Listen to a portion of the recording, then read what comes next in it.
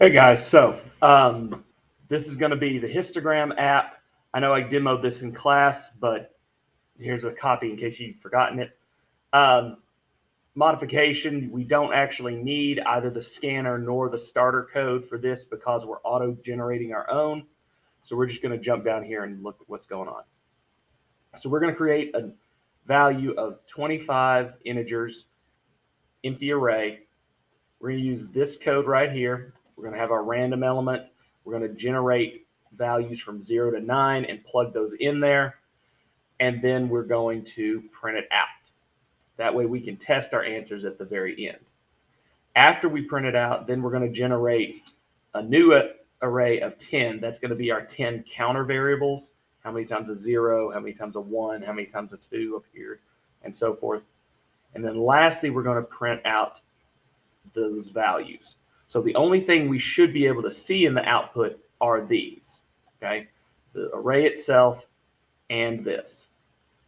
All of this stuff up here, these are behind the scenes. These are part of your code.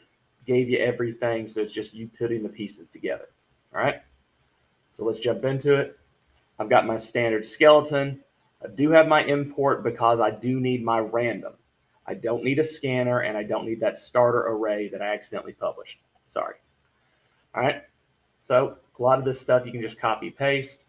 This will get me my starter array of just 25 values. Inside, this is where I start defining them. So I'm going to write the exact same loop I've done for everything else so far. Start at 0, less than the name of my array dot length. That way I see every single box that it offers. And then I go up by 1. All right.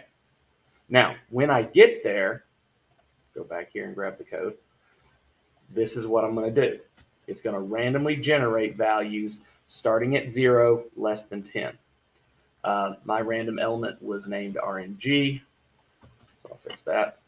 So that is going to randomly assign a value.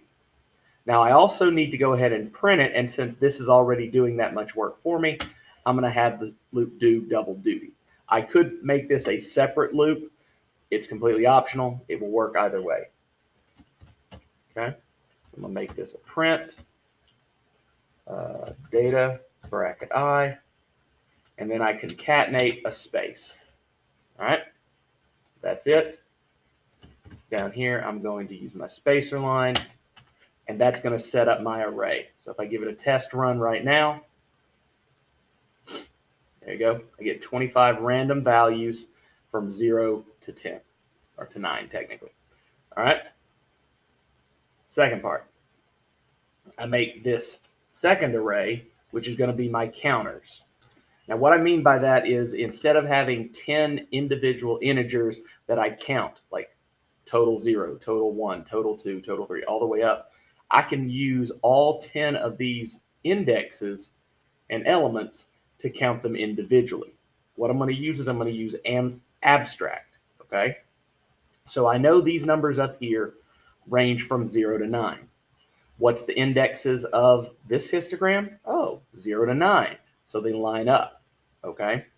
So at index 0 of histogram, I'm counting how many zeros appear in data. At index 5 of histogram, I'm counting how many 5s appear in data. So I can use one number as the index of the bigger array, okay? So what that means is I need my for loop. In fact, I'm going to use this exact same for loop because I'm still reading data. At the moment, I am using it to count, okay? Up here, I was filling it in. Here, I'm counting. So I need to access one of those values. So data, bracket I. Now I'm going to use that value, whatever is stored there. If it's an 8, it's a 3, a 2, whatever. I'm going to use that as the index for histogram. So that means I need to wrap this in an entire square bracket on its own and use that as an index for histogram. Last thing I need to do is I'm just counting. So I need to take this number and add 1 to that location. And the simplest way to add 1, plus plus. So that's it. So this one Bills and prints array. This one counts values. Okay, so there's 2 loops, and the last one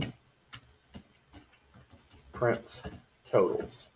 Now, I am going to use the same array, but I do need to make one little change. I have basically taken all the information I can use from data at this point. Can't use any more. So now all my new information is coming from histogram. And they do have a format they want me to follow. So I need to list the number, a hyphen occurred, then I give the total, and then I finish it off with time. So a lot of concatenation. Okay, take that out. Print statement. All right, the value itself, concatenate. I need a space, hyphen space, occurred, space, concatenate. This is where I grab the value, histogram I, and then I finish it off with times. Okay, so that's it. This took 3 loops. If you put this in its own loop, it could be 4. I think I taught both ways in class. So here you go. And this is why we print it out, so we can check our work. Okay, 0 occurred 4 times. We got 1, 2, 3, 4. Okay, 7 occurred 3 times. 1, 2, 3. All right, so our counting is correct. All right, and while I'm thinking about it, I'll just go ahead and show you. If you wanted to do a 4th loop, perfectly fine.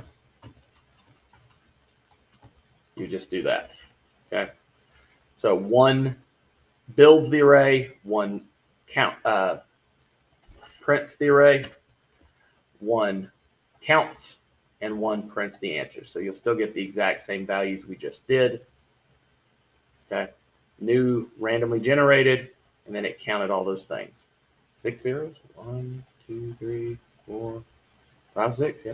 Okay. Short, sweet. Hope that helps. Bye.